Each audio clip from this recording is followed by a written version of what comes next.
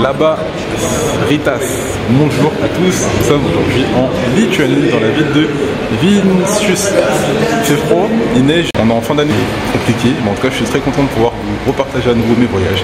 Abonnez-vous, connectez-vous, il n'y a aucun pays qui n'est pas à visiter, chaque pays est beau, chaque pays est à découvrir, chaque pays a une culture, et quelque chose à nous apporter. Let's go!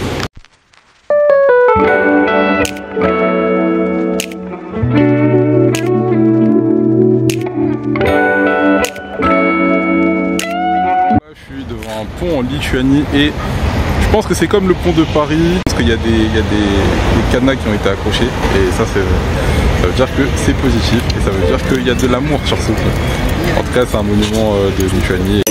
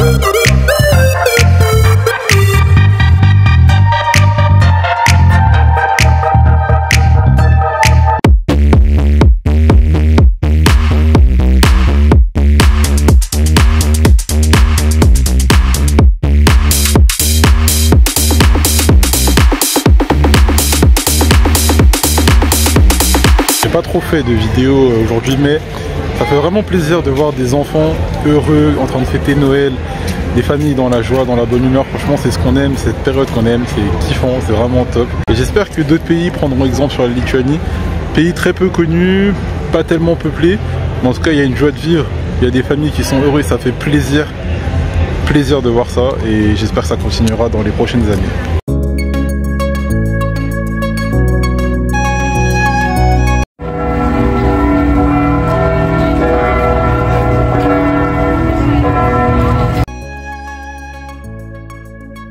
Labadjana, Dokoju, comment ça va? Bonjour à tous, bienvenue bienvenue, non, c'est plusieurs fois que je dis bienvenue depuis l'aéroport. Mais là, pourquoi j'aime bien faire des by night et pourquoi j'aime bien faire des morning, voilà, by morning, parce que en fait, vous avez ça. Est-ce que vous entendez? C'est le silence. Et ça, c'est quelque chose d'unique dans chaque grande ville. Lorsque vous sortez comme ça aux alentours de 5 h du matin, bien sûr, ça dépend, ben voilà. Fallait que je dise ça pour que la cloche elle sonne, mais c'est pas grave. Justement, ça vous prouve. Quand vous sortez aux alentours de 5 h du matin, 6 h, 7 h ou autre, vous découvrez une autre partie de la ville et encore plus lorsque c'est le dimanche. Et là, regardez, j'ai la place principale de la Lituanie, uniquement pour moi. C'est très beau, c'est magnifique. Et il n'y a pas de bruit, il y a quelques voitures. Et en plus, il neige. Et on est en période de fête. Donc c'est vraiment magnifique. Il fait pas trop froid. Et je suis vraiment content d'être ici. Bref, en tout cas, je suis content. Vraiment, pays top, place top, architecture et propreté top. Bon, vous abusez les gars quand même. Et en plus, ce que je voulais vous dire, c'est quoi? C'est que, je sais pas si vous avez remarqué, il neige. Et c'est un pays européen. Donc en France, quand il neige, nous tout est bloqué. Alors que là, il est 7 h ou 6 h du matin. Les routes sont dégagées, les voitures roulent normalement, s'enchaînent, alors qu'il y a de la neige. Donc, il faut prendre en considération tout ce que d'autres pays peuvent faire de bien. Il faut le prendre et peut-être l'approprier pour nous pour qu'on puisse vivre chacun dans un monde meilleur. A très bientôt. Dokoju! Je remercie aussi toutes les personnes qui nettoient parce que ça nous permet de marcher dans la sécurité. Et là je vois un monsieur qui est en train de balayer pour nous et vraiment, enfin pour nous, pour tout le monde, mais il est très tôt dans le froid, il le fait. Et c'est des métiers qu'on ne voit pas, mais c'est ce qui permettent c'est eux qui permettent au quotidien qu'on puisse voir des villes magnifiques et des paysages magnifiques.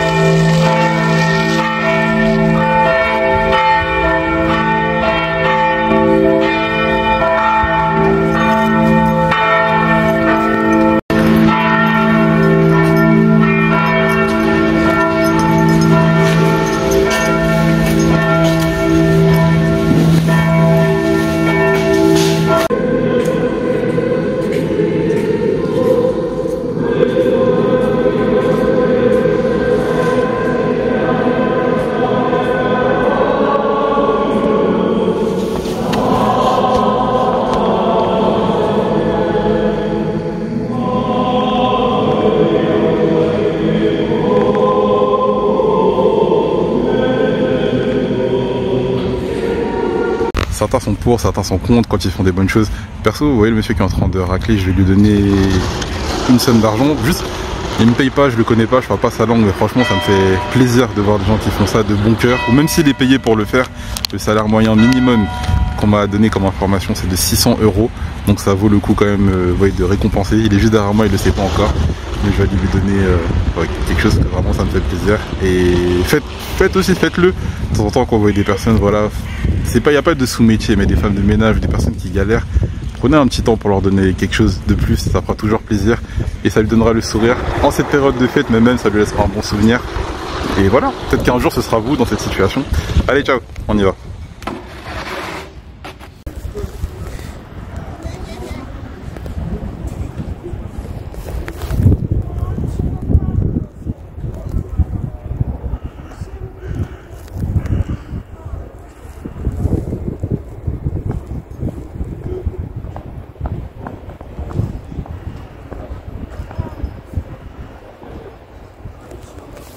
Donc là j'ai vécu une expérience formidable justement, donc la personne à qui j'ai donné l'argent a été émue, elle avait les larmes.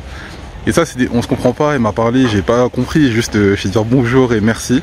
Mais je lui ai fait le signe, déjà du cœur, de l'apaisement, du remerciement, un petit signe d'inclinaison pour lui dire merci et que c'est de tout cœur, au départ elle voulait pas. Et ça me fait plaisir. Ça vous voyez c'est pour moi en tout cas, après chacun son voyage, chacun sa perception du voyage. Et moi c'est des petits... des scènes comme ça qui me font plaisir, qui me donnent un souvenir agréable du pays, parce qu'on voit la sincérité de la personne avec un geste. Bien sûr c'est de l'argent, j'achète pas la personne, je la connais pas, elle m'a pas rendu service, mais ça fait vraiment un baume au cœur et ça fait vraiment plaisir de voir des choses comme ça, simple, un sourire sincère, une émotion sincère, et voilà, la joie d'une personne aussi avec sincérité. Et du coup je vous montre aussi quand même le décor, parce que c'est pour ça que je suis venu très tôt. Hier il y avait énormément de monde, mais là vous pouvez voir un sapin extraordinaire, magnifique. Et j'ai l'impression qu'il est même plus grand que celui qui est à New York, au niveau de Times Square. Je crois, je sais plus, mais celui-ci il est toujours mis en scène et tout. Et je pense qu'en Lituanie il y a des très belles choses aussi, donc faut pas hésiter. Vous voyez, juste derrière je vous montre le décor, il neige, les petits chalets, et de l'autre côté. Allez, à plus tard, ciao.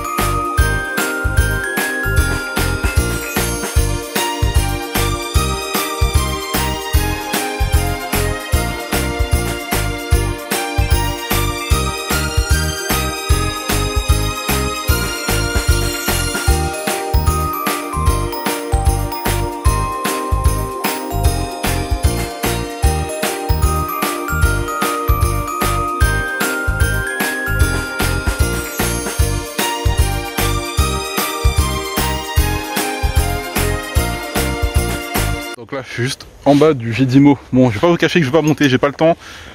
Et j'ai pas le temps, j'ai des choses à voir. Mais en tout cas c'est très beau, ça se voit. Il y a le drapeau de la Lituanie qui flotte juste au sommet. C'est très bien éclairé. C'est enneigé, c'est joli. Bref, faut venir. Je vous le dis, mais je vous retiens encore parce que vraiment gros coup de cœur et je m'y attendais pas.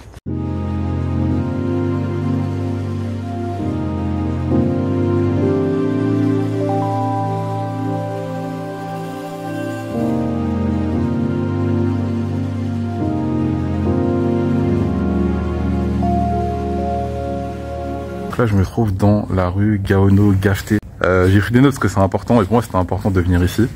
Il y a eu beaucoup de massacres dans le monde et prochainement je vous parlerai du massacre, de l'esclavage, et ça a été aussi un massacre plus adouci par d'autres personnes, mais ça a été aussi un massacre pour la population noire. Mais là je vais vous parler d'un quartier juif, donc Gaono-Gafté pardon. Donc c'est en Lituanie. En fait là on va visiter quelques minutes, mais dans ce quartier-là, c'était le quartier à l'époque des Juifs.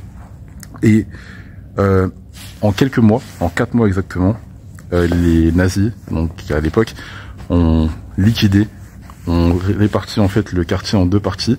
Donc ça s'appelait le ghetto 1, et il y avait le ghetto numéro 2. Le ghetto numéro 2 était pour les personnes qui n'étaient pas aptes à travailler, en gros, qu'ils appelaient les personnes pas utiles. Donc du coup, ils étaient mis dans ce ghetto. Et ensuite, chaque matin, voilà, quand l'envie leur chantait, je parle des nazis, ils venaient pour exterminer ou liquider ou tuer dans la forêt qui est juste à côté, pour tuer des juifs, ceux qui étaient inaptes au travail. Et dans le ghetto numéro 1, vous aviez justement toutes les personnes qui étaient aptes à travailler ou apporter quelque chose à la société allemande à l'époque, et du coup à l'époque à la société nazie. Donc c'était important de venir parce que déjà, lorsqu'ils ont pris possession de ce quartier, ils ont totalement tout supprimé. Ça veut dire qu'il n'y a plus aucune trace de l'histoire des Juifs, si ce n'est qu'une stèle commémorative, mais il n'y a plus aucune trace de ce qu'ils ont construit. Ils ont tout rasé, tout liquidé, et sur une population qui était à l'époque de milliers, voire de millions de personnes, ils se sont retrouvés à 50. Le total, c'est, je vous disais ça, pas de bêtises, alors je sais pas le nombre exact, mais aux alentours de 50 à 100 Juifs, qui était à l'époque un quartier totalement poreux. Aujourd'hui, ils sont plus que 50 dans ce quartier. Donc c'est vraiment quelque chose de choquant, et ça fait aussi écho à l'actualité du moment, indépendamment de ce que vous êtes, de qui vous êtes, voilà, on n'est pas là pour faire de la politique, mais une vie est une vie, un sang est un sang, et quand il y a une personne qui meurt ou une population qui est exterminée, indépendamment du pays, que si ça se passe en République démocratique du Congo, voilà, essayons de faire la paix, parce qu'il y a des belles choses. Vous voyez, à la fin, en fait c'est toujours comme ça, et moi c'est ce qui m'attriste dans les guerres, c'est que ok, tout le monde se détruit, mais à la fin ça se finit toujours par la même chose, un traité de paix, une signature, deux personnes qui se serrent la main, deux présidents qui se serrent la main. Donc pourquoi attendre qu'il y ait des millions de morts pour pouvoir faire la paix? Essayons de contribuer à ça, et j'espère que voilà, ça vous sensibilisera. Je suis pas là pour faire de la politique ou autre, c'est un massacre triste, et voilà, tout massacre est triste, et on espère que qu'il y aura des jours meilleurs. Très rapidement, juste derrière, on a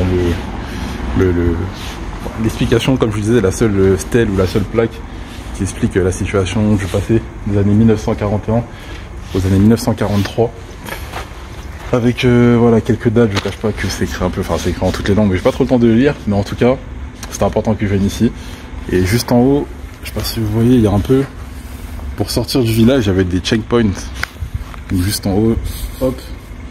Et là en gros vous avez les soldats allemands, enfin nazis pardon en tout cas, où il y a voilà, qui sont en train de dire à la population de marcher, juste en haut, avec quelques images juste ici aussi.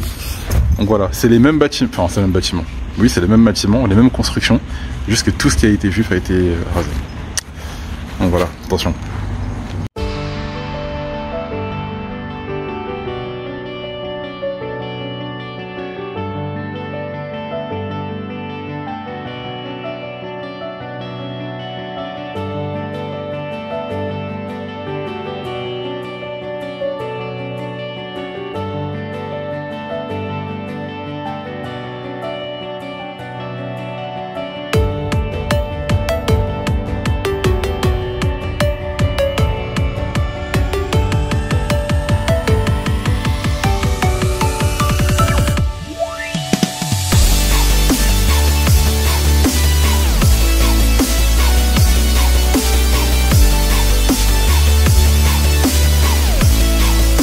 Là on est à Pina-Gigua, donc c'est un boulangerie, pâtisserie qui est très réputée, les blocs pardon, fatigués de Lituanie. Et franchement déjà l'accueil, non pas vous mentir, l'accueil est un peu glacial, et lorsqu'ils ont vu qu'on avait commandé, ils ont plutôt sauvé.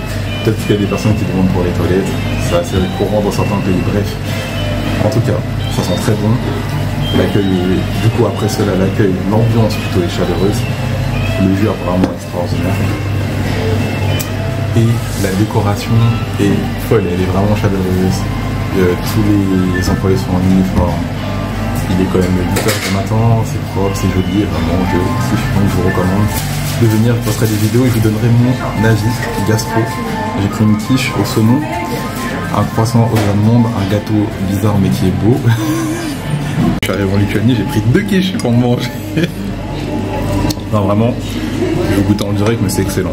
C'est au thon et au fromage. Incroyable. Le goût. La quiche au saumon et au thon et au fromage est incroyable.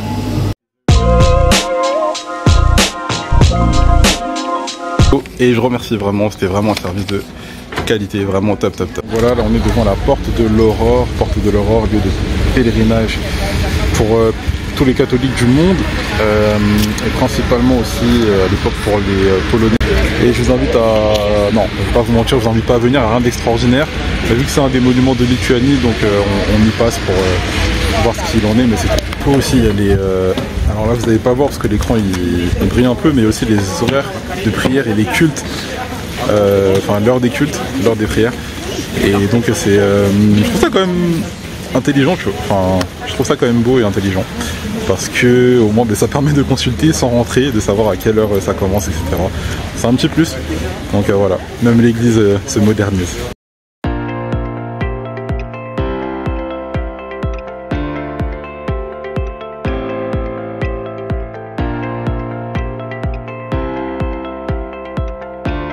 Regardez-moi cette architecture, on dirait un gâteau. Juste un gâteau avec une personne qui mendie en bas, donc je vais lui